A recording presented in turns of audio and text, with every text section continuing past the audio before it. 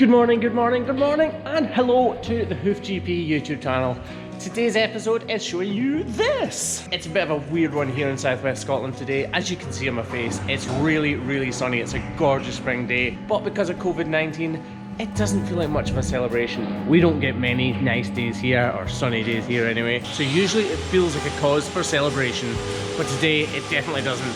But let's pick our mood up, crack on with the day, and get these cows feeling more comfortable.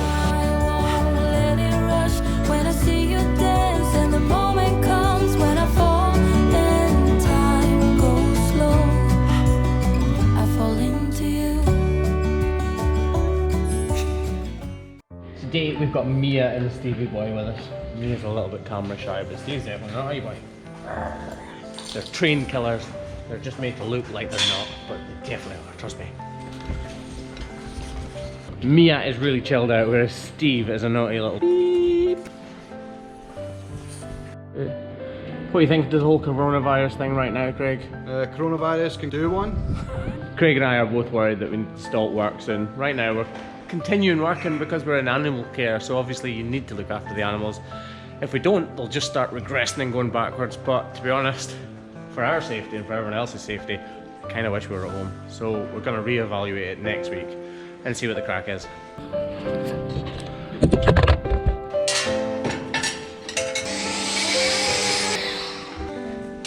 And with regard to the safety glasses, guys, here's a comment from Sean Sexton. I'm just flashing it up. If you guys want to do it, pause the video, read the whole comment, and basically he makes some really good points. So there are 10 sets of safety glasses on our way, so that if they get scratched, we'll just bin them. And a couple of face visors, depending on whether me or Craig prefer one or the other. But we don't like scratches because we want to see it as clearly as we can. So in this video right now, I might not be wearing safety glasses all the time because they are slightly scratched. But I am wearing them from tomorrow onwards. It's quite a lonely world that we're living in. Oh baby, you are something special, I'm sure. Everything makes total sense when you're next to me.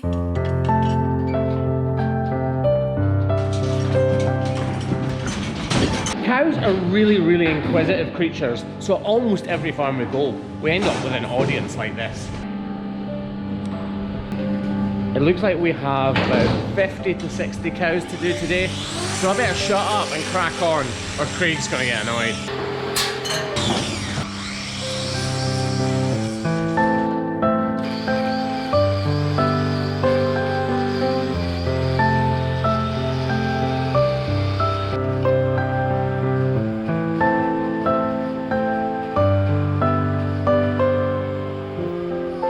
Even if I told you I could never let you go, I am not so sure you believe me. But if I mean to show you, I will never let you go. No, I don't see the logic of things. It's quite a lonely world that we're living in. Oh baby, you are something special, I'm sure. Everything makes total sense when you're next to me. Oh,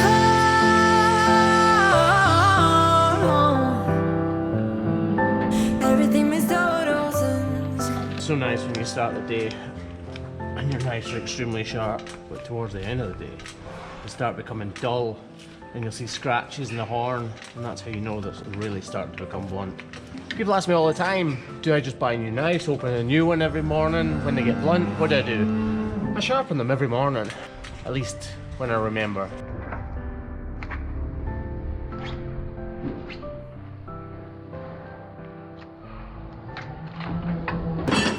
It's a super sunny day here in southwest Scotland, and it would be fantastic to see all of these cows out in the field.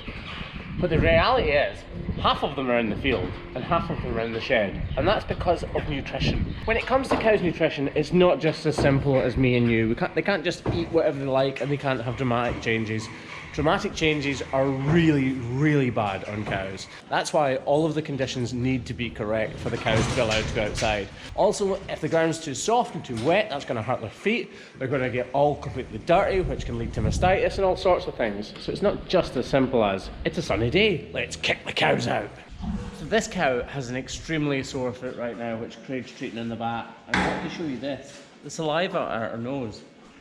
Cows don't just salivate all the time, well, they do, but they don't dribble like this all the time.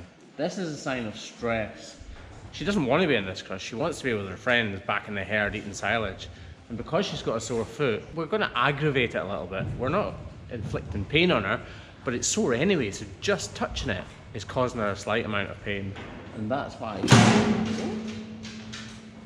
she's foaming at the mouth. I think I gave her a fright there, didn't I? She has a thing called tonocrosis, which is basically when the end of the toe actually dies. So the bone inside the foot dies. And basically, when you remove the horn, there's a bit of blood underneath there. And that's really, really going to make her uncomfortable, which is why she's slithering in Scottish or salivating in English. So right now, we're not officially in lockdown in Scotland, but we pretty much are. All of the schools have been shut for about a week and a half. All the gyms, swimming pools, any leisure facilities at all are closed. All the retail outlets are shut. Everything's shut, but we are still working away because we are in animal husbandry. We're looking after animals and making them more comfortable for the food supply, so we're deemed as a key industry. How's it going where you are right now? How's it affecting your lives? Is it affecting it at all? Right now, for us, personally, for me and Craig, it's not actually affecting our lives other than our wives and our kids can't leave the house at all, and we are limiting our social contact to the very minimum right now. It's not getting me down too much right now, but if he stays up for much longer, it probably will.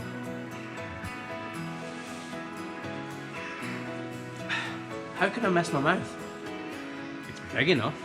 So this foot was trimmed about 8 weeks ago and she's got a crack right up the white line. It looks like the whole of this sole has been completely missing, so I'm guessing there was maybe a bit of blood last time.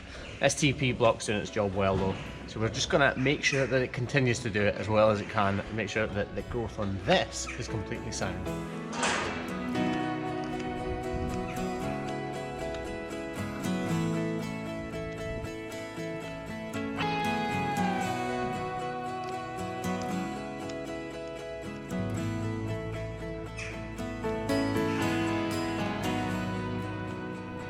Cases like this is where my passion for this industry comes from, and these are the truly rewarding cases. Revisiting a cow like this, which has had a seriously bad white line problem around 6 weeks ago and finding it completely healed, really couldn't be more satisfying.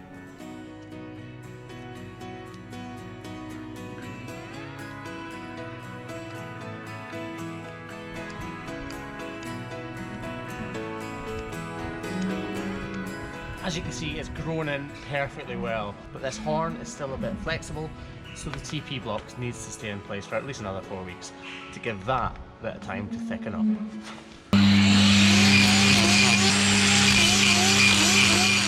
So when I said earlier on that I thought there were between 50 and 60 cows to do today, turns out I was a little bit wrong. There was actually almost 80 to do today.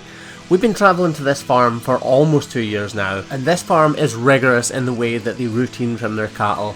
Out of the almost 80 cows, we only put on 4 or 5 blocks, and most of them were just to ensure that these cows don't go lame.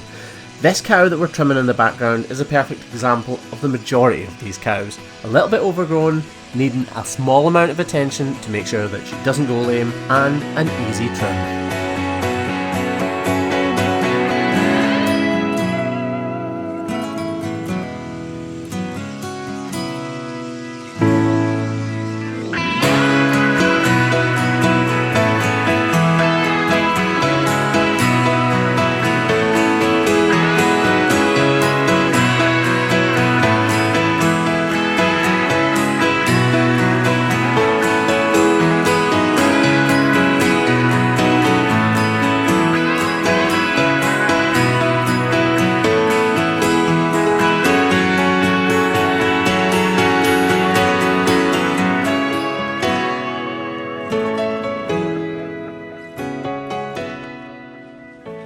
So we really have had a variety today. Lesions which have never been seen before, by me anyway, for the first time trimming.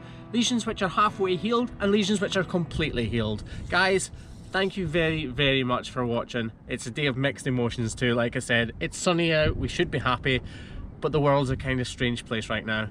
Anyway, wherever you are in that world, really, really hope that you're staying safe and everybody is enjoying life as much as they can right now. Thanks again for watching.